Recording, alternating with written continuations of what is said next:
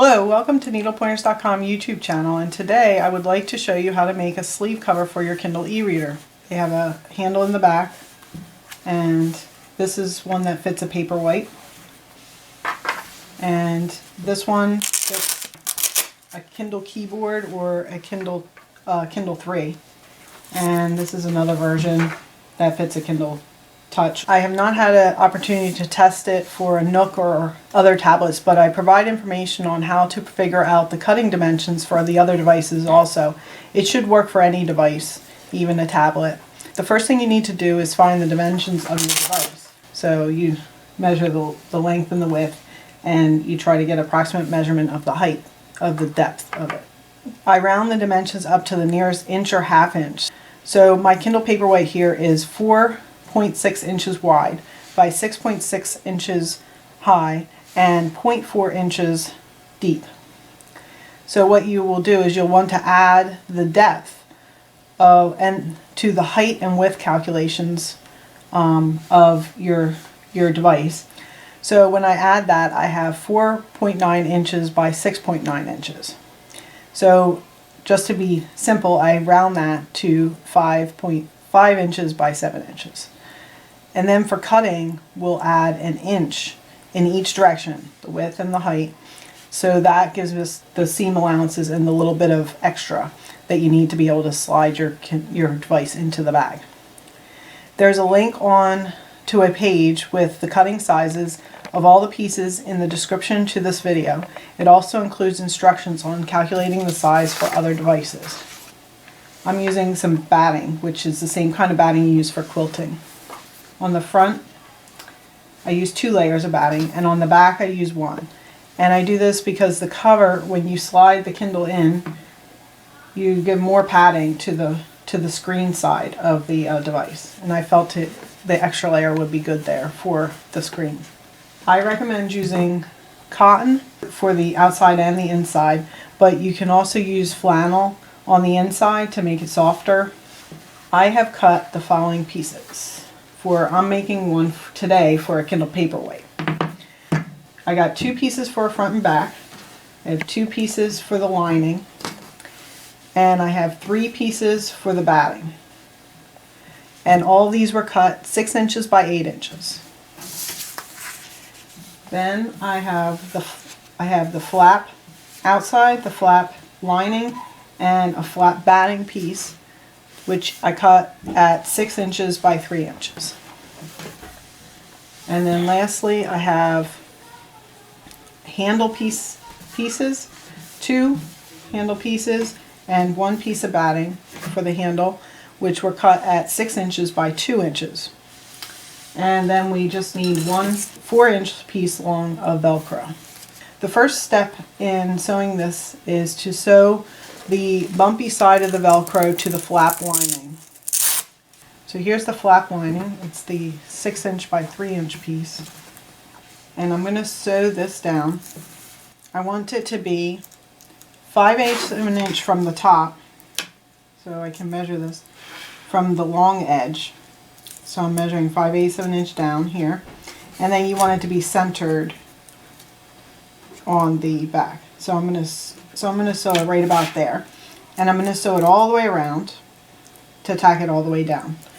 Then I'm going to take one of my outside pieces, my front and back pieces. This is the softer side of the Velcro. I'm going to place this 1.5 inches from the one edge, one of the shorter edges. I'll put that, and I'll also center it on here. And again, I will sew all the way around the Velcro. Okay, so now I've finished sewing around the edge of each piece of Velcro, here and there. Now I'm going to take the flap and lining. This is flap lining and the flap piece, and I'm going to put them right sides together, like this. And then I'm going to layer the batting on here also, like that. So then what I'm going to do is sew around the edge on 3 sides. I'm I'm going to leave this edge open. So I want to sew the long side that's where the Velcro is 5/8 of an inch from that edge. You want to sew that edge, but you want to leave the other edge open.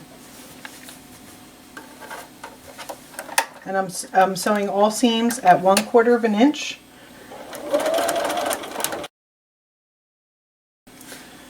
So there I've sewn around the edge, and so next step is I'm going to clip the corners so that I can get a nice corner. And I'm going to turn this to the right side and poke those corners out. So now I want to press this flat before I top stitch around the outside. Okay, so now it's pressed, and I'm going to top stitch close to the edge around the same edges that I just stitched.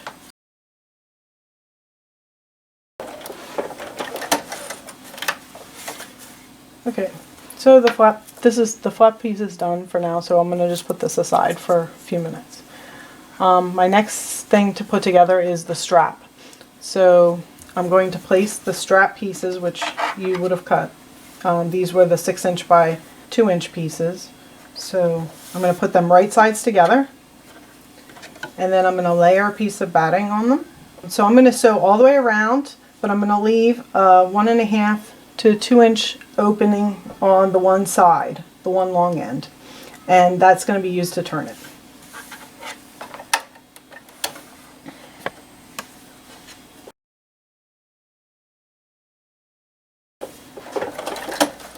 Okay, same procedure. I'm going to clip the corners and then turn this piece.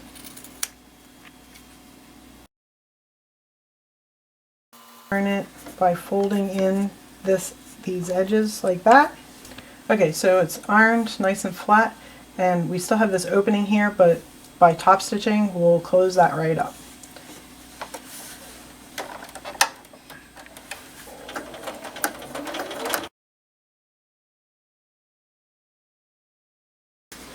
Okay, so there's the strap piece. So the next step is to place the strap piece onto the back. So this is the piece that doesn't have the Velcro on it, of your outside fabric. And we are going to place the strap, so it's 1" in from the side and centered on the top and the bottom. So what I'm going to do is I'm going to top stitch in a rectangle. It's going to be a 1/2 inch this way across here, and then I'm going to put an X in the middle, and I'm going to double stitch on this side, on the one side, because since you'll be putting your hand in here, we don't want the stitching to come undone on this side. And I'll be doing that on this end and on this end to hold the strap in place.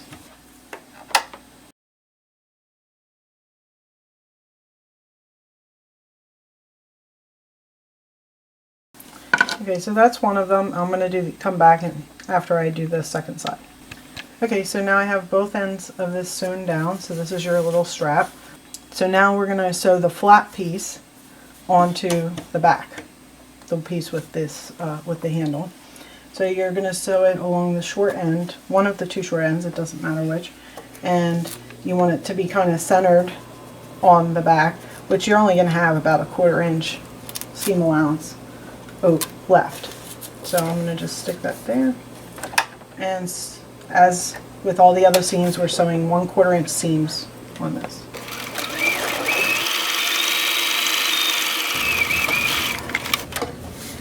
Okay, so now the flap is attached to the back piece. We're going to be sewing the front and the back together, and we don't want to catch this flap as we sew down the side seams. So what I've done is I fold it and pin it, and then I fold this side and pin it. This keeps the flap out of the way so that we don't accidentally catch it into the seam when we're sewing the two pieces together. So the next part is I'm going to layer my two pieces together, right sides together. These are the both outside pieces, and then we're going to put the batting on. Now I want 2 layers of batting on the side that has the Velcro, the soft Velcro, not the flap. And then one layer of batting on the other side. Okay, so I have it all pinned around the outside. I'm sewing 3 sides, and I am skipping the side that has the flap on it, the top side.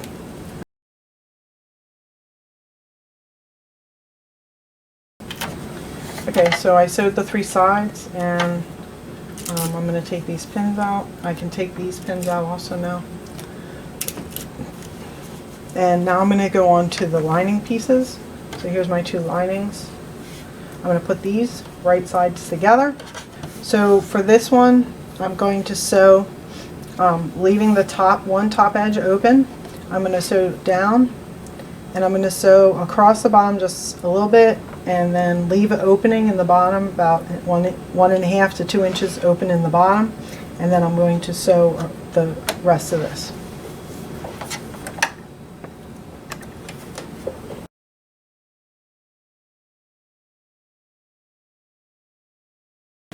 Okay, so I have the sides sewn here. I left this opening down here, and that's where we're going to turn the bag from. Okay, so now that we have that sewn, I'm going to clip the corners. And I'm going to clip the corners on my other piece also. So then I need to turn the lining piece only to the right side. So then I'll take this, put my hand in it, and we need to stuff it into the inside.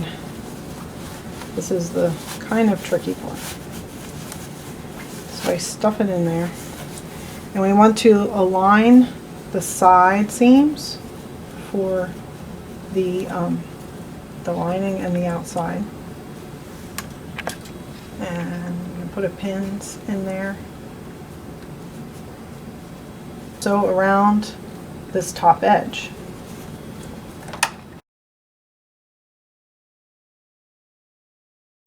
So there it is, all sewn together. So our next step is to pull the lining back out, and the hole here in the lining is how we're going to turn everything through the hole. So this is a little bit tricky, and if you didn't make your hole big enough, you can always take out a few stitches. And the Velcro likes to stick on the inside. So now I'm going to use my turning stick to poke the corners out.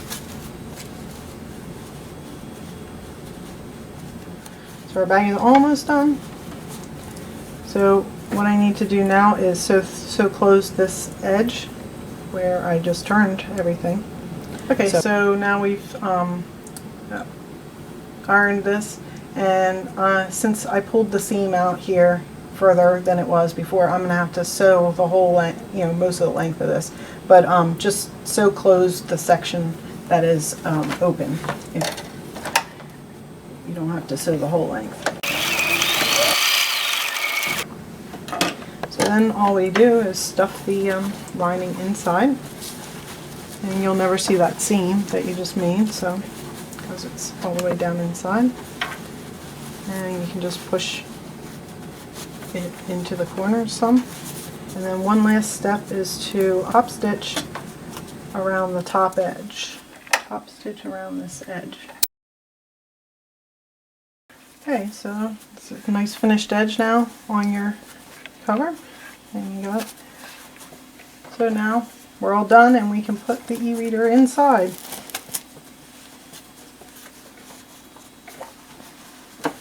And close it.